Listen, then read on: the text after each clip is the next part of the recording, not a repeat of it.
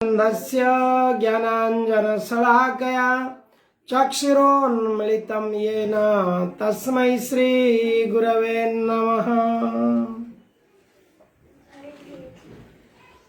हरे कृष्णा। आज हम अभी श्लोक संख्या 23 को पाठ करेंगे, जिसमें भगवान यहाँ पर अपने ऐश्वर्य की जो व्याख्या है श्लोक 20 में से भगवान ने चालू किया है। अर्जुन के 5 प्रश्न थे।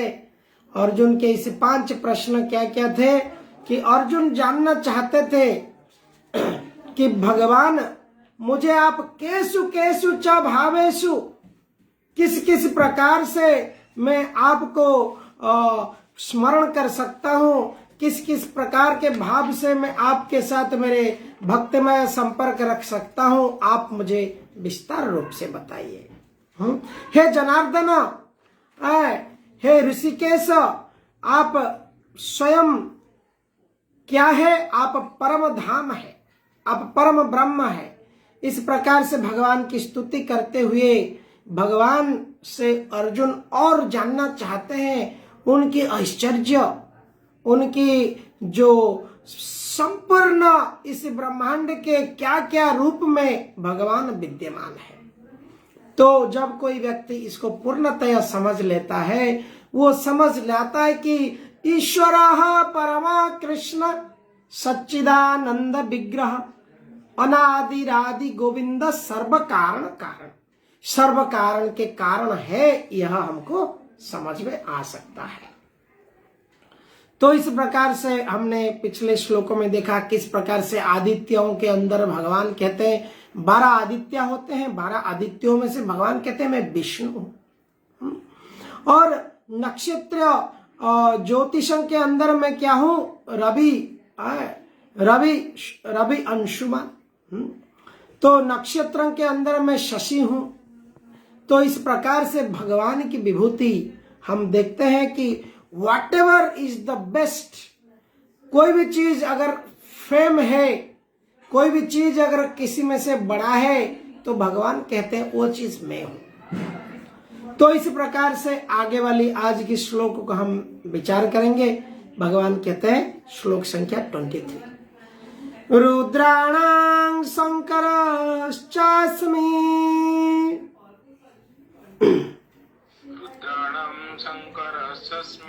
वित्तेषो यक्ष राक्षसम्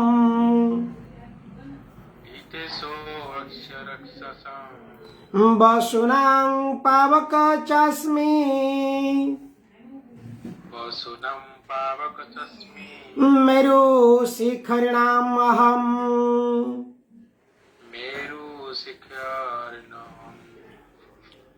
तो यहाँ पर भगवान कहते हैं कि किस प्रकार से मैं समस्त रुद्रों में शिव हूं। भगवान यहाँ पर अपने आप को स्वयं शिव जी कह रहे, I am that Shankar, I am that Shiv. जो जितने सारे रुद्र हैं, तो सारे रुद्रों में मैं शिव हूं। और यक्षों तथा राक्षसों में मैं संपत्ति का देवता कुबेर हूं। और वसुओं में मैं अग्नि हूं, और समस्त पर्वतों में मैं मेरु हूं। इस प्रकार से भगवान यहाँ पे जो अपनी उनकी जो इस भौतिक सृष्टि है, भौतिक प्रकृति है, इसमें किस किस प्रकार से देवी देवताएं उनकी सेवा में, हमारी जीव जगत की सेवा में, भगवान को भूले हुए जो जीवगण है, जो भोग करना चाहते हैं, इस संसार को भोगना चाहते हैं, उनकी सेवा में जो भी सारे सृष्टि भगवान ने किया है, वो सृष्टि उनकी सारी एक्सपेंशन है। तो यहाँ पर हम देखते हैं कि भगवान को 11 रुद्र, प्रभुपाद जी तात्पर्य में कहते हैं कि 11 रुद्र है। तो 11 रुद्र में शंकर या शिव प्रमुख रुद्र है। तो भगवान शंकर आदि ये सब रुद्र है, और रुद्रों के बीच में भगवान शंकर या शिव जी ये प्रमुख है। और भगवान कृष्ण कह रहे वो मैं हूं। कैसे हम देख सकते हैं? अगर हम श्रीमद् भागवत के द्वितीय स्कंद को, तृतीय स्कंद को हम देखते हैं तो श्रीमद् भागवत में वर्णन आता है किस प्रकार से जो भगवान की प्राइमरी क्रिएशन और सेकेंडरी क्रिएशन होती है। प्राइमरी क्रिएशन में भगवान विष्णु अपने आप को एक्सपांशन करते हैं और जब विष्णु एक्सपांशन करके महाविष्णु से गर्भोदकशायी विष्णु फिर कण कण में हर आत्माओं के अंदर क्षीरोदकशायी विष्णु के रूप में आते हैं। उसके बाद फिर क्षीरोदकशायी विष्णु से उनके नाभि कमल से ब्रह्मा जी आते हैं और ब्रह्मा जी के नाक के छिद्र से निकल जाते हैं और भगवान शंकर, भगवान शिव उनमें से जन्म ले लेते हैं।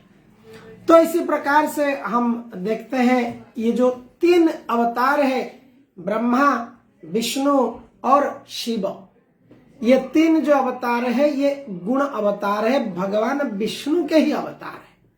तो Vishnu is Brahma, Vishnu is Shiv and Vishnu is स्वयं पालन करता विष्णु। तो इस जगत को जो ब्रह्मा विष्णु महेश ये तीनों स्वयं विष्णु ही है। तो यहाँ पर भी भगवान इसलिए गीता के श्लोक में भी वर्णन करते हैं कि रुद्रों में से मैं शिव हूं, यक्ष तथा राक्षसों में मैं कुबेर हूं।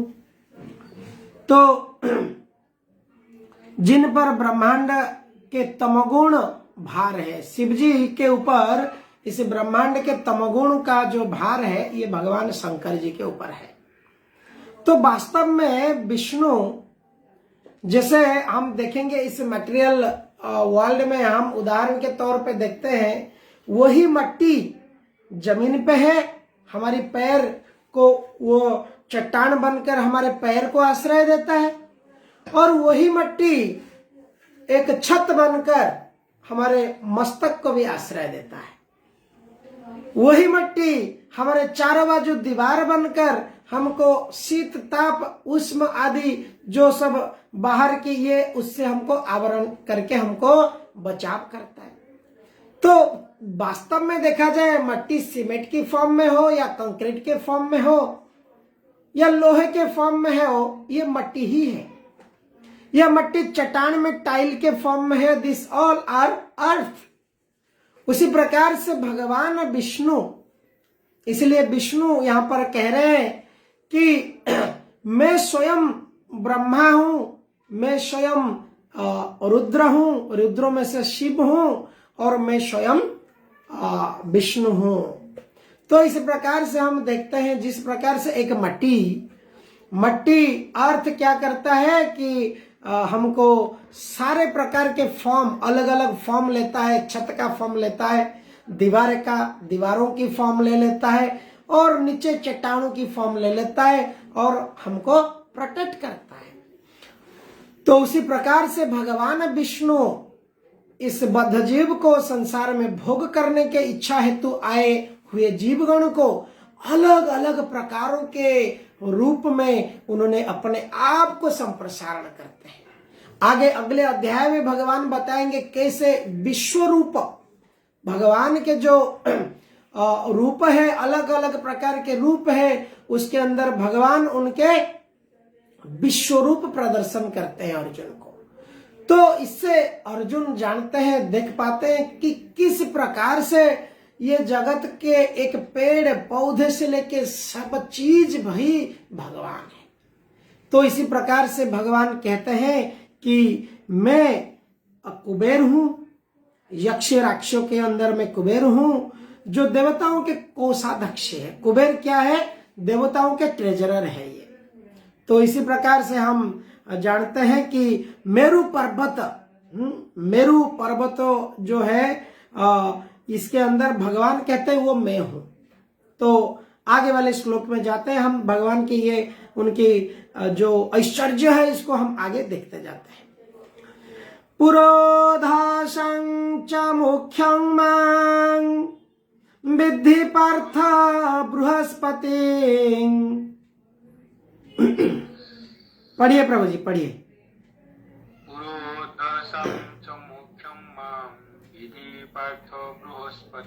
सेनानीनामहं स्कन्दः सेनानीनामहं स्कन्दः सरसामस्मि सागरः। सरस्मामस्मि सागरः। हे अर्जुना, मुझे समस्त पुरोहितों में मुख्य पुरोहित बृहस्पति रूप में जानो। हम भागवत में जानते हैं देवी देवताओं के जो इंद्र जी के जो कुल पुरोहित है, देवताओं के जो मुख्य पुरोहित है, उनका नाम है बृहस्पति। तो भगवान कहते हैं वो मैं हूं, आई एम बृहस्पति। तो इस प्रकार से कहते हैं मैं ही समस्त सेना नायकों का कार्तिकेय हूं और समस्त जलाशय में मैं समुद्र हूं। तो एनीथिंग हमको लगता है ये विशाल है, बड़ा है, ग्रेट है, something which is great, that is God. You say the beautiest flower, that is the creation of God and that is God. So इसी प्रकार से भगवान यहाँ पे अपनी विभूति दिखा रहे हैं, अपने ऐश्वर्य, किस प्रकार से अपनी ऐश्वर्य शक्ति से, अपने जो दो शक्ति है, एक है उनके स्पिरिचुअल एनर्जी और दूसरा है उनके मिस्टिकल एनर्जी। ये मिस्टिक है, उनकी मिस्टिक पावर, ऐसे ये इसलिए कृष्ण को कहा जाता है योगेश्वर। योगिक शक्ति, योग शक्ति। कोई कहेगा कि पानी में कोई साधु चल जा रहा है, कोई बाबा कुछ मैजिक दिखा के पैर से दूध निकाल दे रहा है, कोई बाबा कुछ छात को छू लेते, बोलते तेरा बीमारी ठीक हो गया। तो इस प्रकार की ये जो छोटा मोटा योग सिद्धि है, भगवान कहते हैं कि मैं योगेश्वर हूं, सब योगियों के ईश्वर हूं। सो यत्र योगेश्वर कृष्ण तत्र पार्थ धनुर्धर। तो इस प्रकार से कृष्ण योगेश्वर है और इस प्रकार इतने मिस्टिक है कि वो सोचने से सृष्टि हो जाता है। उनकी नाक से, नाक के निश्वास, जब वो निश्वास छोड़ते हैं, उनके निश्वास प्रश्वास से अनंत कोटि ब्रह्मांड की सृष्टि हो जाती है। ये कितने मिस्टिकल है, कितने मैजिकल है ये सृष्टि भगवान की, वास्तव में देखा जाए तो उनकी सृष्टि वो ऐसे मैजिकल है जो करोड़ों करोड़ों अकाउंटेंट और लाखों अरबों सीसीटीवी कैमरा लग करके भी उसको रिकॉर्ड नहीं कर पाएंगे, जो चित्रगुप्त इस भौतिक जगत की सब कुछ रिकॉर्ड कर रहे हैं। तो इस प्रकार से प्रत्येक जीव प्रत्येक योनि में क्या क्या एक्टिविटी करता है, क्या क्या क्रियाएं करता है, वो सारे चीज रिकॉर्ड करके उसको फिर क्या करते हैं, उसको उसके हिसाब से, उसके एक्शन के हिसाब से रिएक्शन उसी प्रकार के शरीर प्राप्त करवाते हैं। तो ये सारे भगवान की ये जो मिस्टिकल पोटेंसी है, ये मिस्टिकल पोटेंसी से ये सब हो पा रहा है। तो आगे हम देखेंगे भगवान की क्या क्या और मिस्टिकल यहाँ पर वो कैसे कैसे अपने आप को एक्सपांशन किए हैं। हरे कृष्णा। तो आगे वाला श्लोक देखेंगे। तो हाँ, तो यहाँ पर प्रभुपाद जी परपट में बताते हैं, हाँ मैं ही समस्त सेनानायक में कार्तिकेय हूं और समस्त जलाशय में मैं समुद्र हूं। तात्पर्य में प्रभुपाद जी कहते हैं इंद्र स्वर्ग का प्रमुख देवता है और स्वर्ग का राजा कहलाता है। जिस लोक में उसका शासन है यह इंद्र लोक कहलाता है। बृहस्पति राजा इंद्र के पुरोहित है, क्योंकि इंद्र समस्त राजाओं का प्रधान है, इसलिए बृहस्पति समस्त पुरोहित में मुख्य है। जैसे इंद्र सभी राजाओं के प्रमुख है, उसी प्रकार पार्वती तथा शिव के पुत्र स्कंद या कार्तिकेय समस्त सेनापतियों में प्रधान है और समस्त जलाशयों में समुद्र ही सबसे बड़ा है। कृष्ण के ये रूप उनकी महानता की सूचक। भगवान कह रहे मैं ही कार्तिकेय हूं, मैं ही समुद्र हूं। इस प्रकार से भगवान की विभूति हम एक्सपांशन दिख रहे हैं, किस प्रकार से उन्होंने एक्सपांशन किए हैं। महर्षिणां भृगुरहं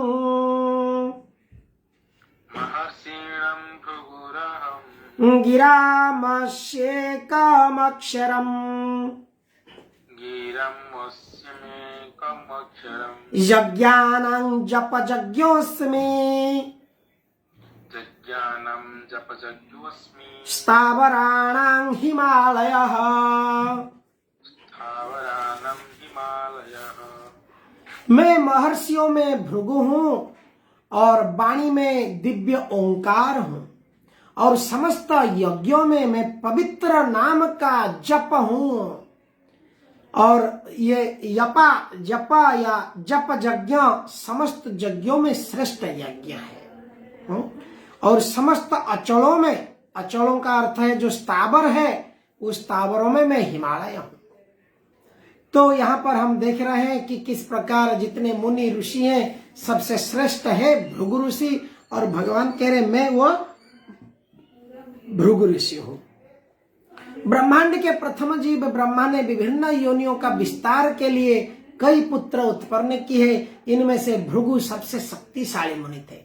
समस्त दिव्य ध्वनियों के अंदर भगवान कृष्ण का रूप है, वो ओंकार है। हम देखते हैं किसी भी प्रकार की पूजा होती है, कोई देवी देवताओं की पूजा क्यों ना हो, सबसे पहले भगवान श्री कृष्ण श्री विष्णु का नाम जो ओम है, वो ओम को उच्चारण किया है। ओम गणेशाय नमः, ओम वरुणाय नमः। जिनको भी हम नमस्कार करते हैं पहले ओम यानी कृष्ण यानी विष्णु, उनको ले करके उनके साथ में हम फिर बाकी देवताओं की भी पूजा करते हैं। गायत्री जप करते हैं, उसमें सबसे पहले ओम की उच्चारण आता है। तो सारे जपों में, और भगवान कहते हैं जो जप है, जप यज्ञ जो है भगवान की पवित्र नाम, ये जप करना चाहिए। इसलिए माला में और ध्यान पूर्वक अगर कोई नाम को जप करता है कलयुग में, ये सर्वश्रेष्ठ उत्तम यज्ञ है। आज के कलयुग में घृत यज्ञ करना, घी डुप्लीकेट है, पंडित जी भी डुप्लीकेट है, सब कुछ डुप्लीकेट है, कैसे ये यज्ञ संभव हो सकता है। इसलिए कलयुग में भगवान ने क्या किया है, कलि संतरण उपनिषद और अलग अलग प्रकार के उपनिषद है, शास्त्र है, गरुड़ पुराण है, स्कंद पुराण है, ये सारे पुराणों में वर्णन है किस प्रकार से भगवान का नाम, कलि काले नाम रूपे कृष्ण अवतार, हरेर नाम एव केवलम कलौ नास्तेव नास्तेव। इस प्रकार से किस प्रकार से नाम बिना किछु नहीं को आरो 14 भुवन बचे। ये 14 ब्रह्मांड में नाम के सिवाय कुछ नहीं है। वो नाम को कोई जप करता है, और इस कलयुग में श्री चैतन्य महाप्रभु की दी गई ये easiest process of chanting the name, खाते पीते जथा तथा नाम लो। खाते पीते उठते बैठते कोई व्यक्ति बिना कोई कठोर नियम के साथ हरे कृष्ण महामंत्र को जप कर सकता है, जो ये सर्वाधिक फलप्रद है। तो आगे वाले श्लोक हम देखेंगे किस प्रकार से और भगवान क्या क्या है। अस्वस्थः सर्ववृक्षाणां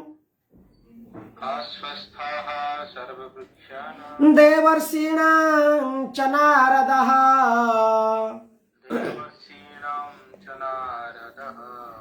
गंधर्वाणां चित्ररथ सिद्धानां कपिलं मुनि। पढ़ेंगे मुझे परपट ट्रांसलेशन पढ़िए।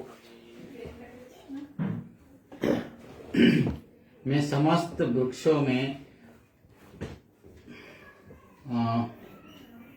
अस्वस्थ वृक्ष हूँ और देवर्षियों में नारद हूँ।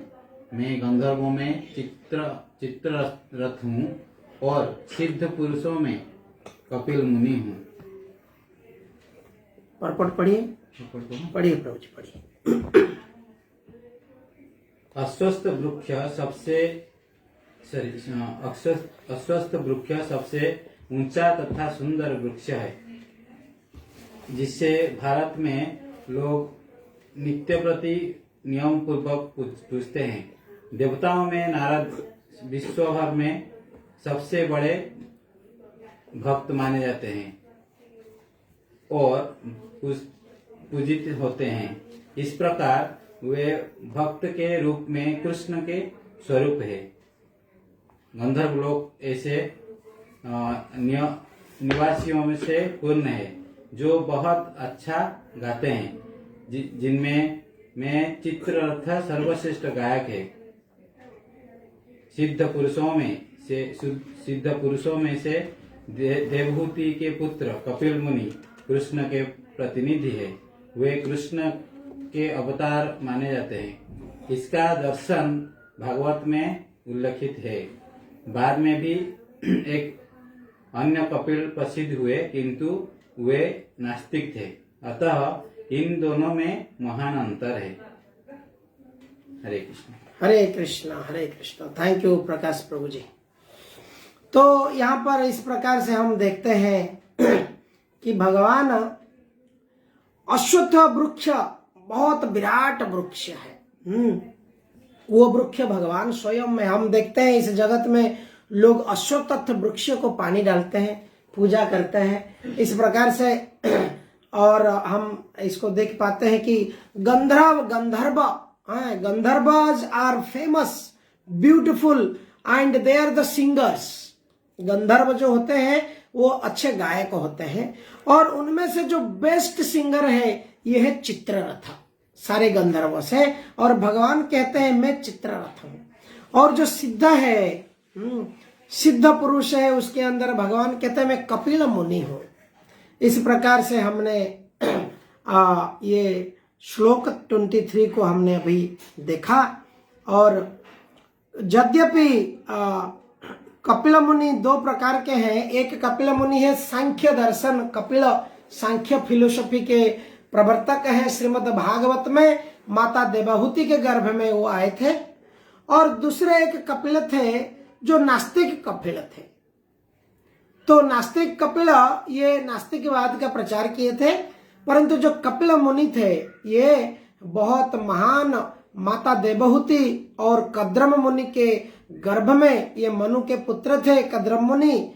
और वैवस्वत मनु के पुत्र कद्रम मुनि के और देवहूति के गर्भ से ये स्वयं विष्णु कृष्ण स्वयं पूर्ण पुरुषोत्तम कपिल मुनि के रूप में, उनके पुत्र के रूप में जन्म लेकर इस प्रकार के उनके माता को अत्यंत जो एसेंशियल सांख्य योग उन्होंने उनको बताया किस प्रकार से इस भव सागर से उनकी माँ को उद्धार कर पाए। तो आज उन्होंने अपनी माँ के लिए शिक्षा दिया था, बट आज पूरी समग्र जीव जगत के लिए ये शिक्षा उद्धार पाने के मार्ग बन चुकी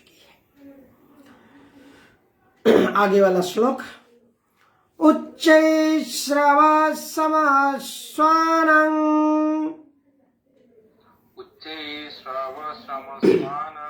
विद्धि मामृतद्रुध्रुवम्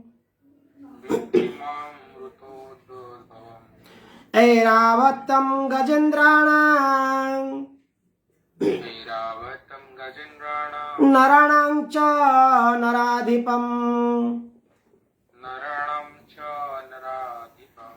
घोड़े में मुझे उच्चैश्रवा जानो। उच्चैश्रवा करके जो घोड़ा है सबसे बेस्ट महान अश्व है, जो अमृत के लिए समुद्र मंथन के समय उत्पन्न हुआ था।